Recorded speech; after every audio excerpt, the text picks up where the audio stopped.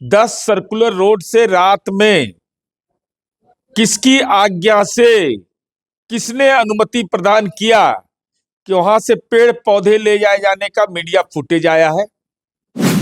अब जिस तरह से 10 नंबर के आगे जमकड़ा लगा करके आने जाने वाले लोगों का आप स्क्रीनिंग करते हो और सबको खबर का हिस्सा बनाते हो, यह ठीक नहीं है लोकतंत्र में। यह लोकतंत्र का स्तंभ नहीं माना जाता है इस तरह की प्रक्रिया को। सवाल यह उठता है कि वो पेड़ पौधा किसका, क्या लालू जी के परिवार की निजी जागीर है या सरकारी उद्यान विभाग से यह गमला उपलब्ध कराया गया है। अब प्लांट पर चर्चा। अब कोई खरीद करके नर्सरी से प्लांट लाए, दालचीनी का, बेदाम का, संतरा का, ताबूस को लेकर के भी खबर। क्या भवन निर्माण विभाग को पता नहीं है कि क्या चीज दिया है वहां और किन किन चीजों को वहां पर रखा है, कौन चीज पहले से था और क्या चीज बाद में हुआ, जानकारी है, सबको जानकारी है, उसके भी कागजात होते हैं। तो सामने आकर करके उस पर बात होना चाहिए। इस तरह के फर्जीवाड़े चीजों को परसेप्शन बनाना यह लोकतांत्रिक तरीका नहीं हो सकता है। तो उस घर के अंदर तो तहखाना भी हो सकता है, वहां पर जमीन का डीड, सोना चांदी रुपया, अरे सब तो कर्म दुनिया का एको को बचा हुआ है नहीं। तो निश्चित रूप से हमारी आशंका है, इसलिए सरकार सचेत रहे। वहां तहखाना पर अगर संभवतः बना हुआ होगा, जो सामान है वो सरकारी सामान कहीं निजी इस्तेमाल के लिए वह परिवार लेकर वहां से निकल नहीं जाए। कुछ लोग तो कह रहे हैं कि 10 नंबर में तहखाना बना हुआ है। अब डेट निर्धारित कर दीजिए, सरकारी आदेश निकलवाइए और मौजूदगी में तोड़वाइए और आपको लेना पड़ेगा, शपथ लेना पड़ेगा। अगर कुछ नहीं निकला तो आपको राजनीतिक जीवन से संन्यास और इस्तीफा भी करना पड़ेगा।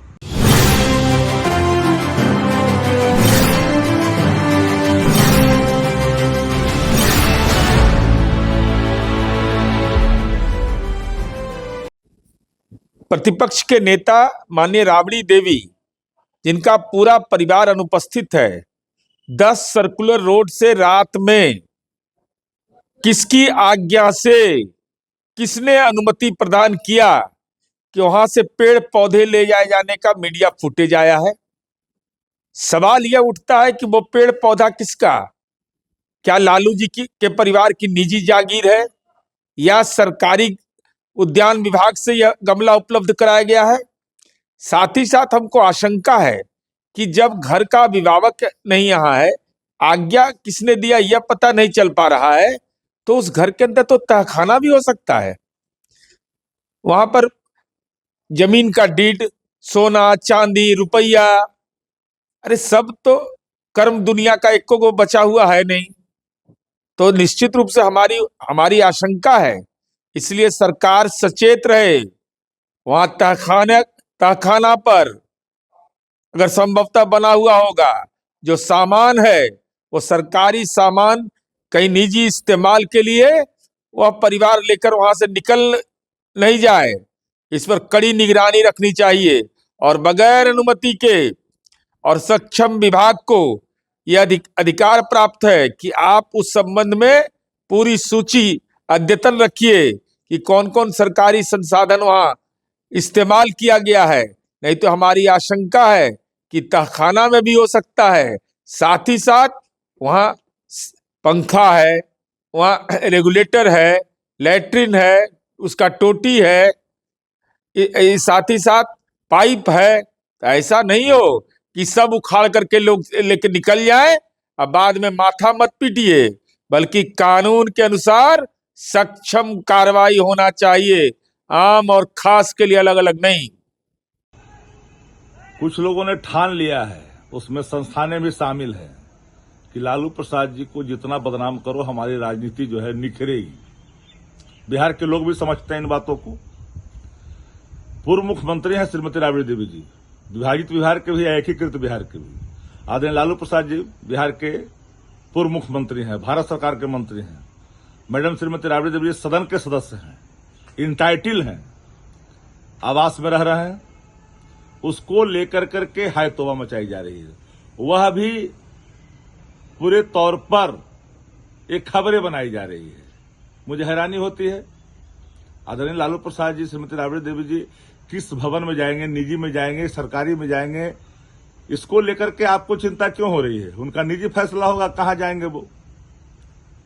अब जिस तरह से 10 नंबर के आगे जमकड़ा लगा कर करके आने जाने वाले लोगों का आप स्क्रीनिंग करते हो और सबको खबर का हिस्सा बनाते हो, यह ठीक नहीं है लोकतंत्र में। यह लोकतंत्र का स्तंभ नहीं माना जाता है इस तरह की प्रक्रिया को। अब जाते हैं गौशाला पहुंच जाते हैं, निजी आवास पहुंच जाते हैं, और दल के भी नेता है ना, और दल के भी लोग हैं, कई सरकारी आवास हैं जिसमें अनधिकृत तौर पर लोग अभी भी रह रहे हैं, बड़े बंगले हैं, उस पर चर्चा क्यों नहीं होती है? कुछ लोग तो कह रहे हैं कि 10 नंबर में तहखाना बना हुआ है, अब डेट निर्धारित कर दीजिए, सरकारी आदेश निकलवाइए और मौजूदगी में तोड़वाइए, और आपको लेना पड़ेगा, शपथ लेना पड़ेगा। अगर कुछ नहीं निकला तो आपको राजनीतिक जीवन से संन्यास और इस्तीफा भी करना पड़ेगा। भ्रामक खबर चला कर करके इमेज को डेंट करने से कुछ होने वाला नहीं है। जनादेश मिला है 202 का, आपको जैसे भी लाया है जनादेश, आपने मशीनरी मैनेजमेंट से लाए, चाहे जिस खजाने खाली करके लाए आप, सत्ता चलाइए ना। 2 लाख रुपया दीजिए उन महिलाओं को जिनको आपने 10,000 रुपया दिया था सीड मनी के रूप में। चर्चा उस पर होनी चाहिए। क्या है खजाने की स्थिति, श्वेत पत्र जारी करनी चाहिए। बजट एलोकेशन कितना था, किन योजना मद में पैसा आया, वो पैसा कहां ट्रांसफर डायवर्सन हुआ, इस पर चर्चा होनी चाहिए। तो लगातार चर्चा करते हैं। किसी के घर के निजी जीवन में ताक झाक कर करके आप जो परसेप्शन क्रिएट कर रहे हैं, ये ठीक नहीं होना चाहिए। ऐसा नहीं होता है। अब प्लांट पर चर्चा, अब कोई खरीद करके नर्सरी से प्लांट लाए, दालचीनी का, बेदाम का, संतरा का, ताबूस को लेकर के भी खबर। क्या भवन निर्माण विभाग को पता नहीं है कि क्या चीज दिया है वहां और किन किन चीजों को वहां पर रखा है, कौन चीज पहले से था और क्या चीज बाद में हुआ? जानकारी है, सबको जानकारी है, उसके भी कागजात होते हैं, तो सामने आकर करके उस पर बात होना चाहिए। इस तरह के फर्जीवाड़े चीजों को परसेप्शन बनाना, यह लोकतांत्रिक तरीका नहीं हो सकता है।